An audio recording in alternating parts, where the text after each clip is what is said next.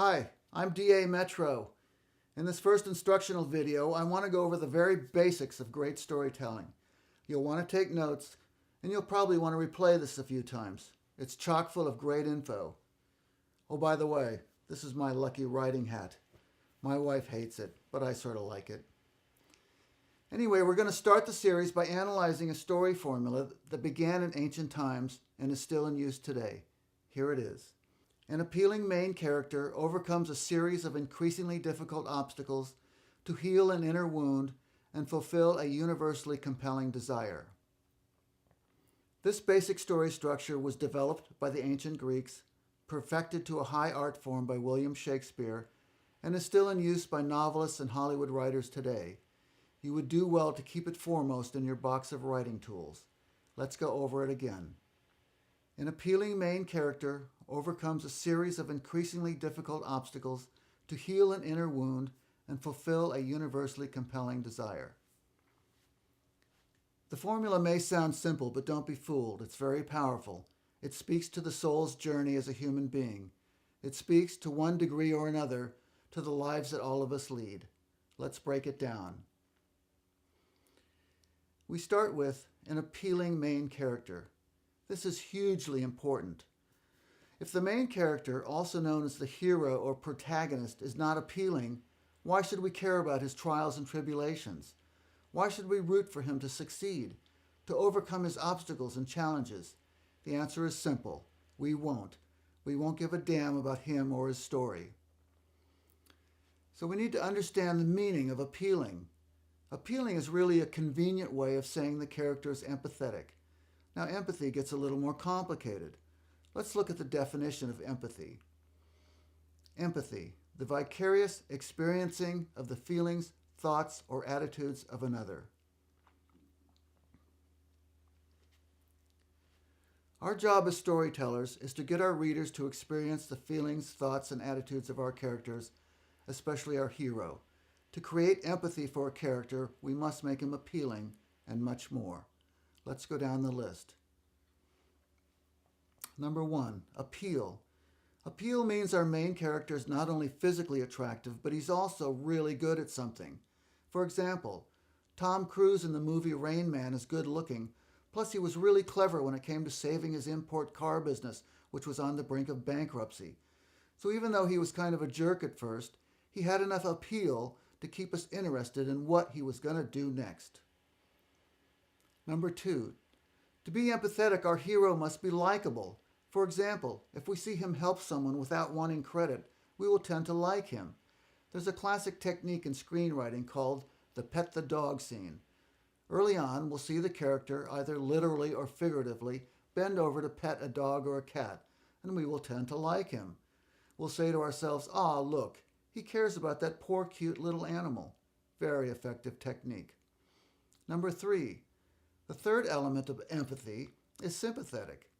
We will feel sorry for or sympathize with the character if he's hurt or injured somehow, either physically or emotionally. Now, oftentimes when we hear empathetic, we might think it means the same as sympathetic. But sympathetic is only one of several elements required to make a hero empathetic. We might sympathize with a character, but that doesn't necessarily mean we empathize with him. We'll explore a fuller definition of empathy in a minute. Number 4, our hero must be identifiable. He gets thirsty, he's hungry, he's attracted to that pretty girl, he bleeds. He's human, just like me. We identify with him. Number 5, our hero must be courageous.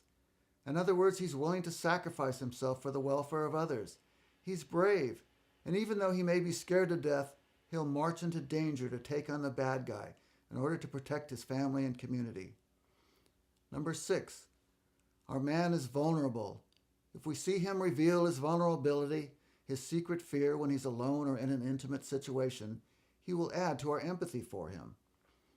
Number 7, our hero has a burning desire. The more universal this desire, the more we will all relate to it. For example, our hero has a burning desire to marry the woman of his dreams, or he desperately wants to save his family from peril, or prevent a disaster from destroying his world. A universal desire is one that any of us might want as much as our hero. Number 8. Obstacles. Our hero must face formidable obstacles that are preventing him from achieving his goal or fulfilling his burning desire. Obstacles include the antagonist or the villain. The more powerful and threatening the antagonist, the more we'll be concerned for our character. That is, if we empathize with him. 9. Dilemmas. Our hero should always face a dilemma or two. When faced with a dilemma, our character has to choose between two equally difficult decisions. He's caught between a rock and a hard place. But he makes the tough choice, even if it means he might get hurt. Why? Because it's the right thing to do. Number 10. Flaw. Our hero must be flawed. He must have an inner conflict, a deep-seated wound, often one that he's carried since childhood. How boring is a person who's perfect? We're not interested in perfect because we aren't perfect. We want to see ourselves in the stories we read, in the movies we watch, but we want to see ourselves doing things we could only dream of doing. We'll address this element again when we analyze the last segment of our formula. For now, we'll say our hero's flaw or inner conflict is usually very apparent to us, but our character is probably in denial about it. Some event will happen in the story that will force him to acknowledge his problem and realize he has to fix it. He has to realize if he doesn't come to terms with this inner conflict, he'll never have a chance in hell to achieve his goal. In fact, it can be said that any story is really about our main character resolving his flaw or healing his inner wound. At the same time, it can be said the outer story is merely the externalization of the hero's inner journey. Isn't this what we all go through? Don't we all have to find balance in our lives? Rectify some issue that occurred in childhood? Every one of us is here on planet Earth so that we can improve ourselves and become more fully developed human beings. And that's what great stories are always about. So these are the 10 elements that add up to empathy for our main character. When we empathize with the main character, we experience the journey as if we're standing in his shoes. We'll feel his pain, his struggle, and we'll share his joys. We'll root for her to recognize her flaw, grow from it, then triumph over all obstacles to win a boon for herself and her community. Now that's a fair amount to digest in order to understand why a character is empathetic. But we would do well to apply as many of these characteristics to our main character as possible. The more we empathize with the main character, the more anxious we'll be to turn that page, to find out what's going to happen next, especially if the obstacles are formidable. So let's look at the next segment of our formula. Our hero overcomes a series of increasingly difficult obstacles. Why is this important? Well, just imagine if our hero was here and he wanted that chest of gold that's over there. Imagine if all our man had to do was walk over, pick up the gold, and take it to the bank. Not very dramatic. Our character certainly hasn't done anything heroic. His journey has been as boring as watching paint dry. So let's throw in his first obstacle. Say our appealing character heads for the gold, and a great big old jumps in his path. He's got to wrestle that bear into submission before he can move on. But that's one tough bear. He's not going to give in easily. Now we've got a little drama going. Hopefully we're even rooting for our man to beat the bear.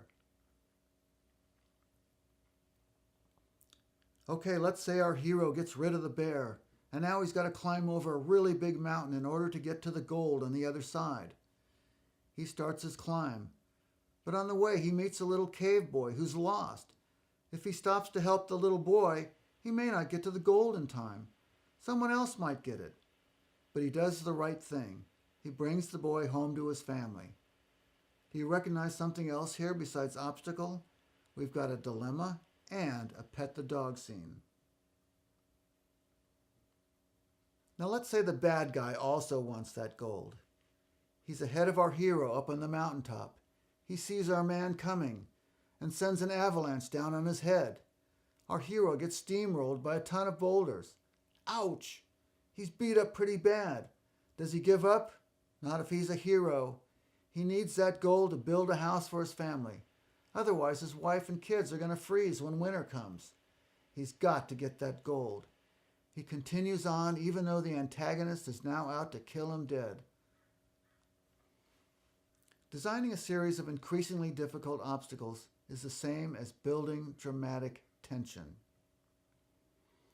Without dramatic tension, your audience or readers are liable to fall asleep.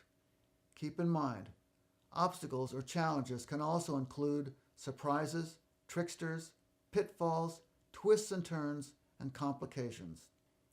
Okay, next segment of our formula. An appealing main character overcomes a series of increasingly difficult obstacles to heal an inner wound and fulfill a universally compelling desire. So what's this inner wound business all about? Often, but not always, the inner wound or trauma occurs in childhood. Let's take a look at the first book in my Falcon Lord series, Book 1, The Lost Isle of Perpetua. Our main character, Brighton Aviemore, is only 8 years old when he witnesses a giant Magrador falcon brutally kill his beloved father. Whoa, some trauma. And talk about inner conflict. Young Brighton wants more than anything to be a great falcon rider, like his dad, like all his ancestors. But a falcon has just killed his father. Part of him wants to get revenge, to kill every falcon on the Lost Isle. But then if he does that, he'll never get to be a great falcon rider.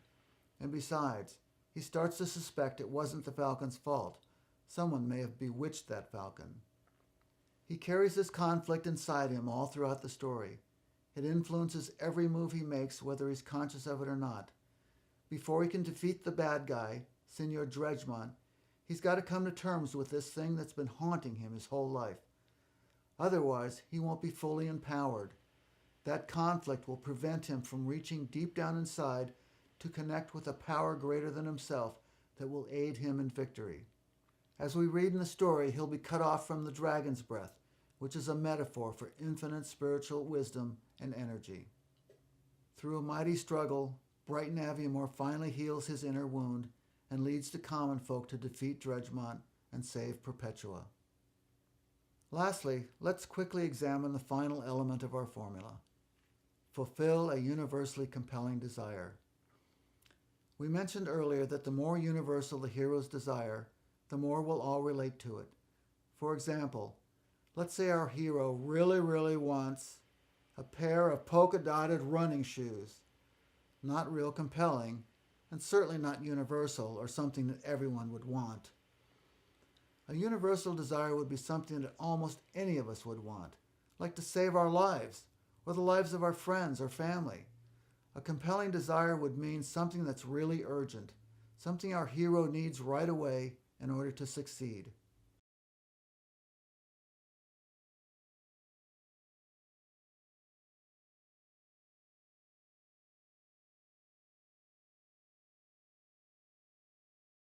If we can execute this basic formula, make it the spine of our story, whether it's steampunk, a murder mystery, or a romance, we will create a satisfying experience for our readers. They'll feel like they themselves went on the journey and experienced the transformation just as our hero did. So from now on, look for this formula in every movie you watch and every book you read. You'll start to get really good at spotting it.